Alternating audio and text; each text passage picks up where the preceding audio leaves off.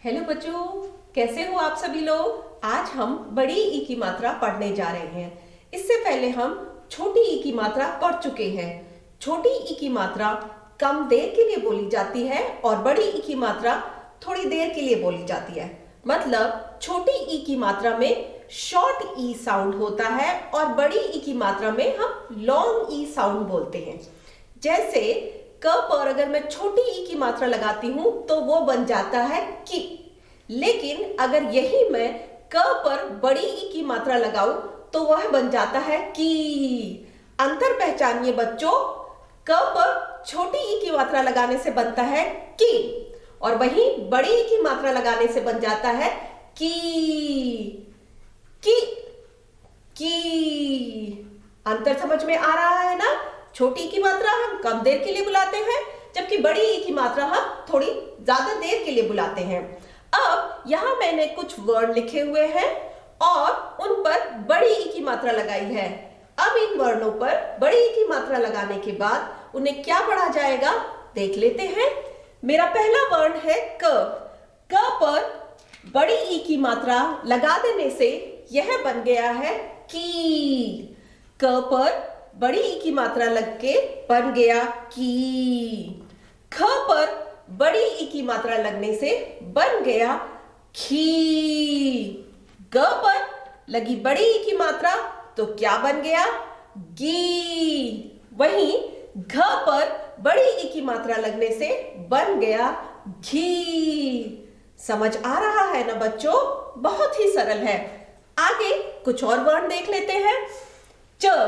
च पर बड़ी ई की मात्रा लगी, बड़ी ई की मात्रा लगने से क्या बन गया ची। छ पर लगी बड़ी ई की मात्रा क्या बन गया जी हाँ छी। आगे बढ़ते हैं। ज पर लगी बड़ी ई की मात्रा बन गया जी। झ पर लगी बड़ी ई की मात्रा बन गया झी। ट पर अगर बड़ी ई की मात्रा लग जाए तो क्या बन जाएगा जी हाँ, ट पर बड़ी ई की मात्रा लगने से बन गया टी। ठ पर बड़ी ई की मात्रा लगने से बन गया ठी। ड पर बड़ी ई की मात्रा लगी बन गया डी। ढ पर बड़ी ई की मात्रा लग जाने से बन गया ढी। तो यहां छोटी ई की मात्रा कम देर के लिए और बड़ी ई की मात्रा ज्यादा देर के लिए पुकारी जाती है। अगर मैं लिख दूं र और र पर अगर मैं छोटी ई की मात्रा लगाती हूं तो क्या बनेगा, ये बन गया री। वहीं र पर बड़ी ई की मात्रा लगाने से बन जाएगा री। तो इस तरह से छोटी ई की मात्रा और बड़ी ई की मात्रा का अंतर है। अगला कुछ एक और वर्ण देख लें। जी हाँ चलो, अब मेरे पास ये अगला वर्ण है स। स पर मैं छोटी ई की मात्रा लगाती हूं, बाईं ओर से छोटी ई की मात्रा लगाई जाती है, बन गया सी। यही अगर मैं स पर बड़ी ई की मात्रा लगाती हूं जो कि दाईं ओर से लगाते हैं तो क्या बन गया सी। इसी तरह बच्चों, पढ़ते समय हमें यह ख्याल रखना है कि मात्रा बाईं ओर से लगी है या दाईं ओर से लगी है। अगर बाईं ओर यानी लेफ्ट हैंड साइड से लगी है तो वह है छोटी की मात्रा, और अगर राइट हैंड साइड की तरफ से लगी है तो वो है बड़ी ई की मात्रा। और इसी तरह से छोटी ई की मात्रा कम देर के लिए और बड़ी ई की मात्रा ज्यादा देर के लिए बुलाई जाती है और शब्दों को पढ़ा जाता है। तो अब हम देख लेते हैं कुछ शब्द जिन पर बड़ी ई की मात्रा लगी है और बड़ी ई की मात्रा लगने के बाद उनको कैसे पढ़ा जाएगा। तो बच्चों, अब हम कुछ ऐसे शब्द पढ़ते हैं जिन पर बड़ी ई की मात्रा लगी हुई है। एक एक करके हम उन शब्द को देखेंगे और समझेंगे कि कैसे पढ़ा जाता है। हमारा सबसे पहला शब्द जो आ रहा है उसे पढ़ने की कोशिश करते हैं। ये कौन सा वर्ण है, यह है क।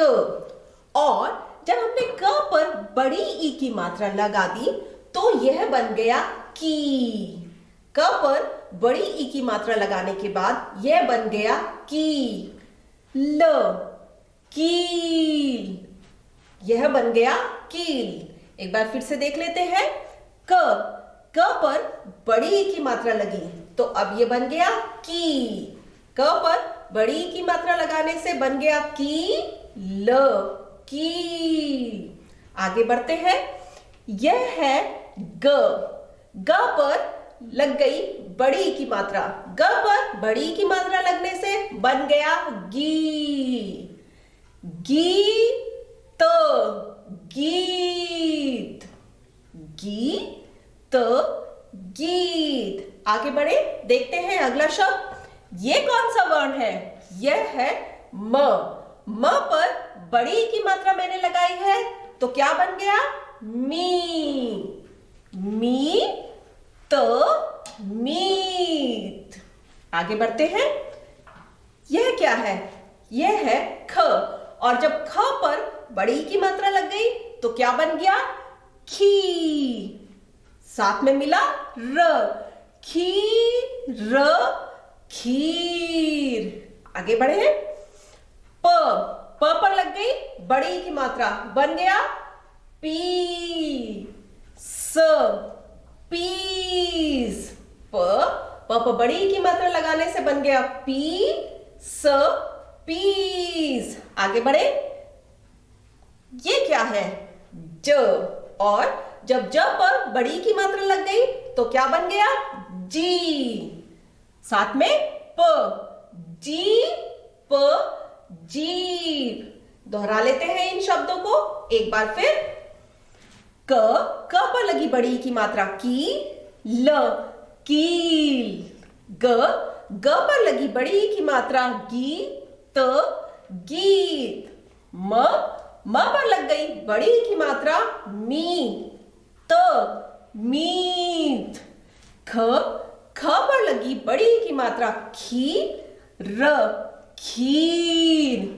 प पर लगी बड़ी ई की मात्रा पी, स, पीस।